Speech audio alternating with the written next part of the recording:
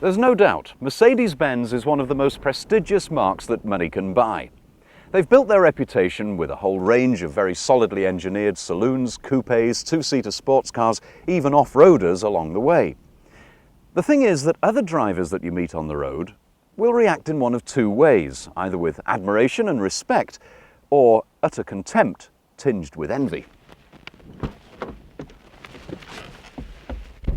Now, as far as the interior is concerned, certainly at first glance it is a quality motor car. That shows all over. But this black wooden trim here, which costs £1,000 extra, by the way, is not only prone to reflections, but in certain places they haven't even made it fit properly. The glove box over here has got to be the smallest one you've ever seen in your life. There's the service book and the instruction manual, and you won't get anything else in there, possibly not even a pair of gloves. This centre console lifts up for dual storage capacity, but the lid rocks and rolls and wobbles around like it's a 15-year-old Range Rover that's had a hard life down on the farm, and quite frankly that really isn't good enough. These seats certainly don't look anything special, very nice brown leather, but for £3,000 as an optional extra, you'd think they could make them look a little more special, and many people who've been a passenger in this car say these seats are just far too firm. Me personally, I like that, but it's not to everybody's taste. And overall, the feel of it is not as good as it should be in a car of this class. As far as quality is concerned in the fit and fitments department, a new Golf would certainly give this a good run for its money.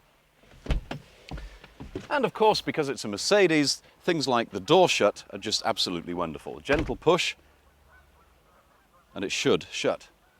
But in fact, it doesn't.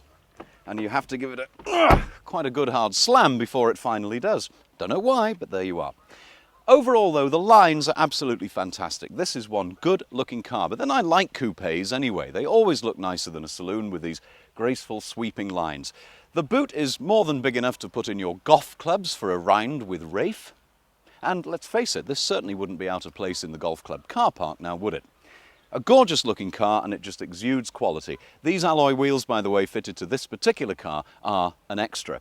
It's only really when you come round to the front of the car that things begin to look any out of the ordinary. And it certainly does look different from any other coupe on the road. You're left in no doubt that that's a Mercedes coming up behind you in your rear view mirror. Apart from the three-pointed star, you've also got these oval headlamps and the distinctive Mercedes grille from the E-Class on which this is based. Now, in passing, let me just say that I never liked these oval headlamps. I think they look gloopy on this particular car. They work rather well with the Jaguar, but perhaps that's because the Jaguar also has an oval grille to match instead of an oblong one. I never liked the look of this, and I don't think I ever will. However, with the waiting list that there is for these vehicles, clearly they've got something right. There are three engines available. Either side of the 230 compressor we tested are the entry-level 200, a 2-litre 4-cylinder engine, and the 320, a smoother, more powerful 3.2-litre V6, which will cost you around £5,000 more than this car.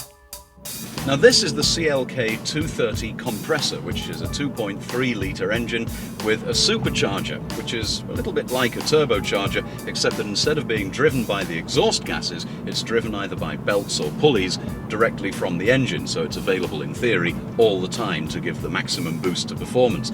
And therefore, for a 2.3-litre engine, this thing pumps out close to 200 bhp, and is quite torquey too, even at low revs. That's the benefit of the supercharger. So in terms of out-and-out performance, for a 2.3-litre engine, it's not at all bad. If you've got a bit more money to spend, you could get the V6 version of this, and then you really are looking at serious bucks. Also, there is a 2-litre non-turbocharged or supercharged engine available, but that really is a little bit underpowered. I've got to admit to you that I always have a problem assessing ride and handling qualities in a coupe. For one simple reason, what exactly does coupe mean? Does it just mean, as the French word literally means, cut off in the body style? Or does coupe also imply that there should be something kind of sporty about a vehicle? Well, my guess is, yes, it does. And if that's the case, these large coupes really have a big problem, because although the ride is very, very firm, actually quite harsh. It almost jars your fillings out over the bumps and the potholes, and you certainly feel every undulation in the road. The ride as a consequence, isn't actually that good. There's quite a lot of body roll on the corners, and turn-in, which again you wouldn't expect to be absolutely pin-sharp as if it was an out-and-out sports car, really isn't that good. The steering is quite dull and lifeless. That said, perhaps because of the size and the feel of the car, it does inspire you with confidence. You feel safe in this car, and you feel good.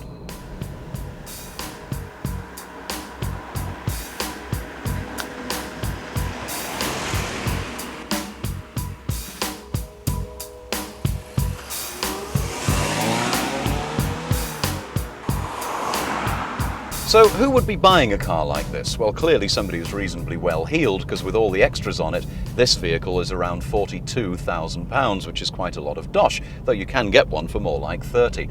I guess really it's kind of an E-Class with a smile on its face. It's an E-Class for people who want a little bit more fun. And perhaps it would sell well to empty nesters, or maybe a young executive with 2 young children who can put up with the relative paucity of room in the back. At £30,000, the Mercedes-Benz CLK certainly isn't overpriced, but remember it's only £30,000 before you start to load it with goodies. But for around about that price, you can also get yourself a Jaguar S-Type or a BMW 3-litre CSI Coupe.